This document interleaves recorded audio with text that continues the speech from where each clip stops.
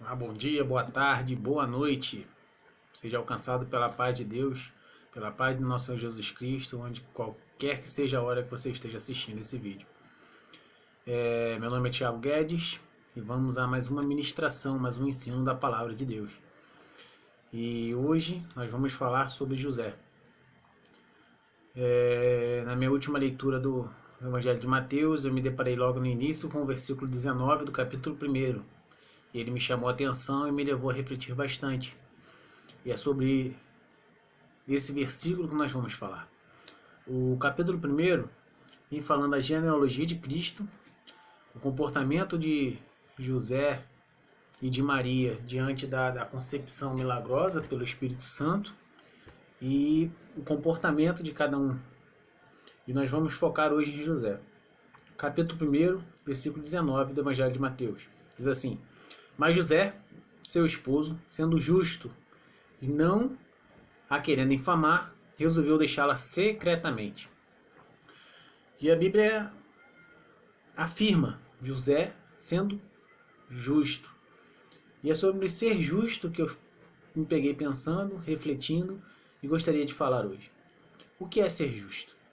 Se olharmos e deixarmos a religião de lado, a questão da fé de lado, e você perguntar a qualquer pessoa, ela vai dizer que ser justo é cumprir aquilo que está na lei, aquilo que se espera, agir conforme as regras que são determinadas.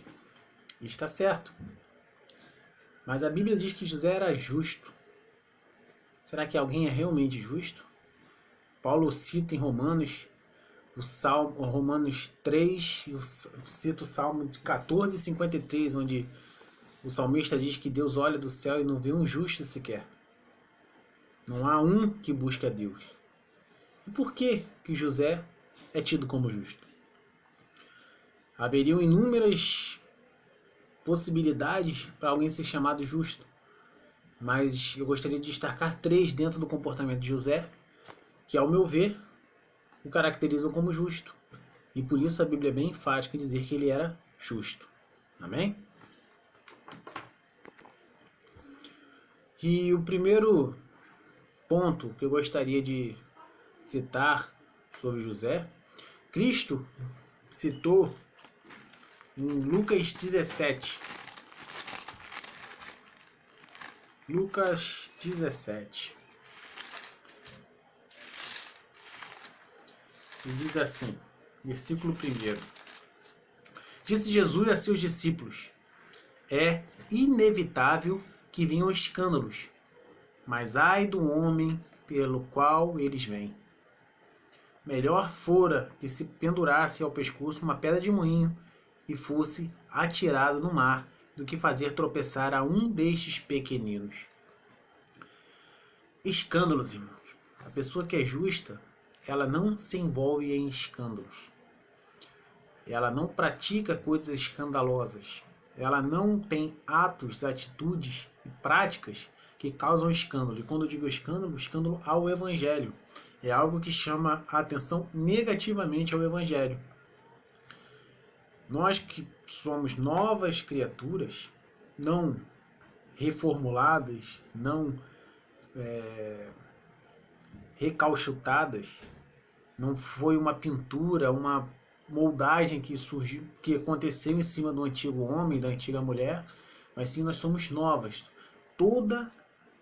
totalmente novos, substância nova, uma feitura nova pela graça e por ser alcançado por Cristo, novas criaturas. Nós não nos envolvemos em práticas escandalosas, nós não nos envolvemos com pecados que geram a morte, como cita o apóstolo João. Nós não nos envolvemos com adultério, nós não nos envolvemos com idolatria, com perversão sexual e tantas outras coisas. Nós não nos envolvemos com roubo, com usura e tantas coisas mais que por aí afora, porque as coisas ruins não tem uma lista findada, irmãos. Paulo, quando fala dos frutos do Espírito e as obras da carne, ele cita uma lista enorme de obras da carne e termina coisas semelhantes a estas. Eu acho que justamente para que a gente não ache uma brechinha para cometer erros que a gente sabe que é errado e continue praticando. Então nós não nos envolvemos com isso. Mas nós que somos justos também não devemos praticar escândalos de forma passiva. Quando eu digo isso, eu quero me referir ao seguinte: quando você vê alguma prática, quando você vê alguma atitude de algum irmão, ou de alguma igreja, ou de algum lugar que está aos nossos olhos errados, que está causando escândalo, e se você vê aquilo e lança um holofote sobre aquelas coisas, se você usa um megafone para espalhar ao mundo aquelas práticas erradas, você está propagando o escândalo. Não quer dizer que você não vá corrigir as pessoas que estão erradas, irmãos. Gálatas 6 está escrito que vós que sois espirituais, quando encontrar algum irmão em erro, exortai-os espiritualmente. Você vai chamar a pessoa, vai sentar com a pessoa, vai mostrar o erro dela, depois de orar a Deus e pedir uma oportunidade para que essas coisas aconteçam sem uma guerra travada. Você vai ter que fazer isso tudo. O que eu digo é você deixar de falar com a pessoa e começar a botar no mundo aquelas práticas erradas, denunciar práticas erradas que nada engrandecem o Evangelho. E se eu puder deixar uma dica, a melhor maneira de denunciar o erro é viver o certo. Se nós nos depararmos com coisas estranhas aos nossos olhos, a nossa forma de propagar o Evangelho, nós devemos virar as costas, desde que as pessoas se acertem com Deus, e vamos viver o certo, aquilo que nós consideramos certo, aquilo que nós consideramos como o caminho correto para viver a fé, sem tentar apagar incêndio com gasolina. Incêndio se apaga com água, irmão. Amém?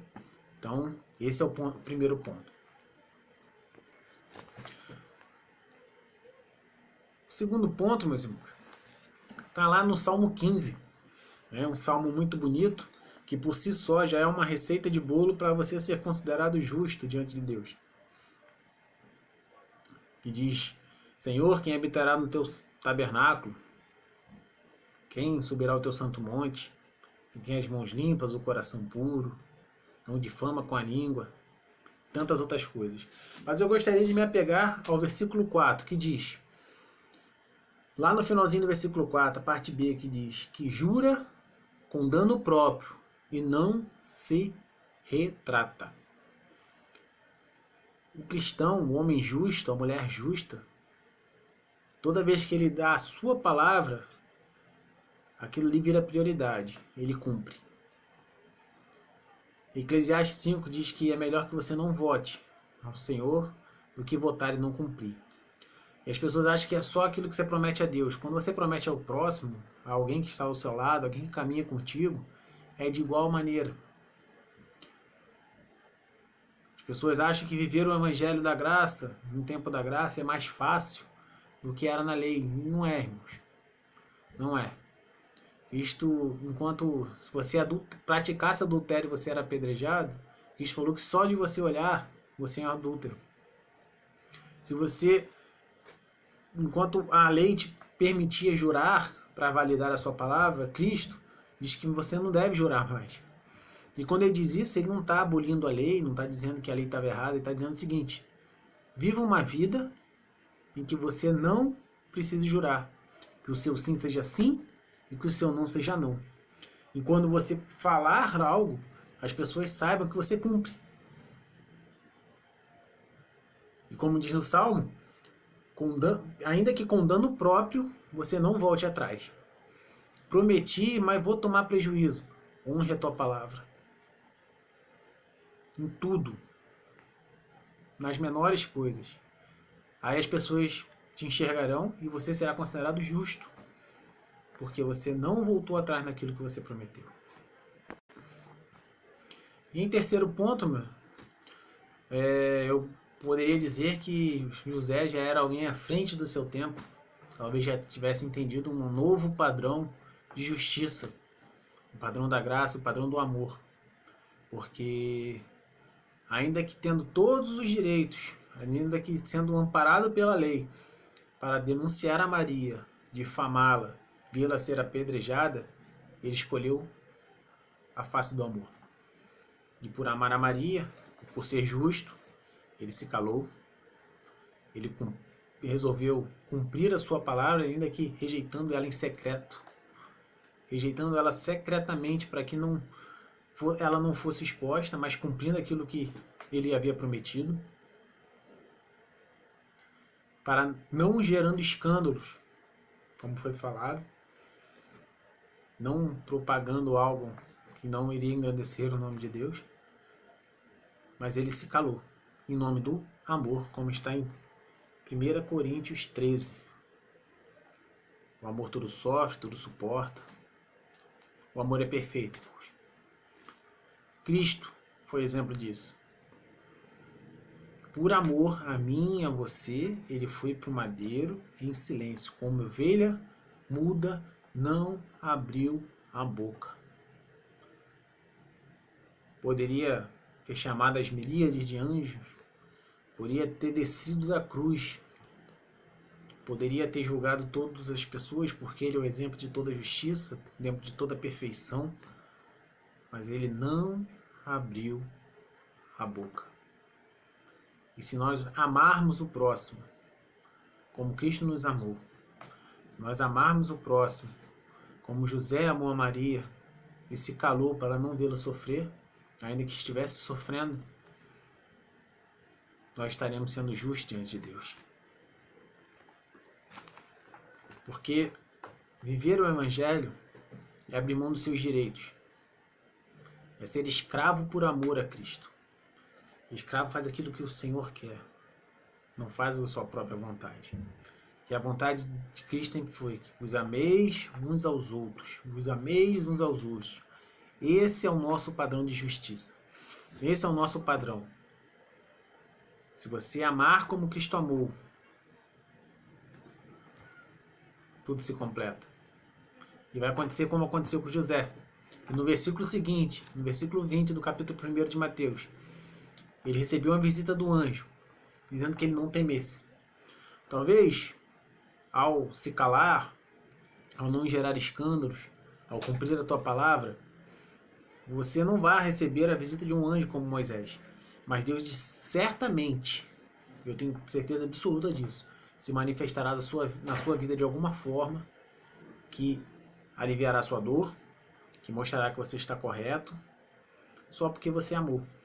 Você orou por aqueles que te perseguiam, que você se calou diante da tribulação, diante da perseguição. Se você cerrou a sua boca para que Cristo, para que Deus, que diz que minha vingança, se colocasse entre você e a causa, resolvesse. Mas para isso, irmãos, você tem que se colocar em oração por essas pessoas. Tem que se colocar em oração por essas situações. Porque não é olho por olho, dente por dente. É dar a outra face. Esse é o nosso exemplo de justiça. Quando alguém te magoa, te machuca, e dói, com certeza dói, ninguém disse que seria fácil, você se coloca em amor. E o amor é prática de amor. Se você, na primeira vez vai doer muito, na segunda vez vai doer um pouquinho menos, vai continuar doendo. Mas você vai se acostumar em amar tanto,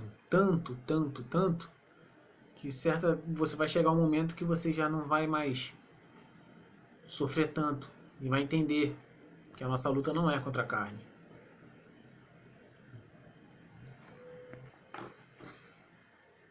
Então, meus irmãos, fica a dica desses 3 passos.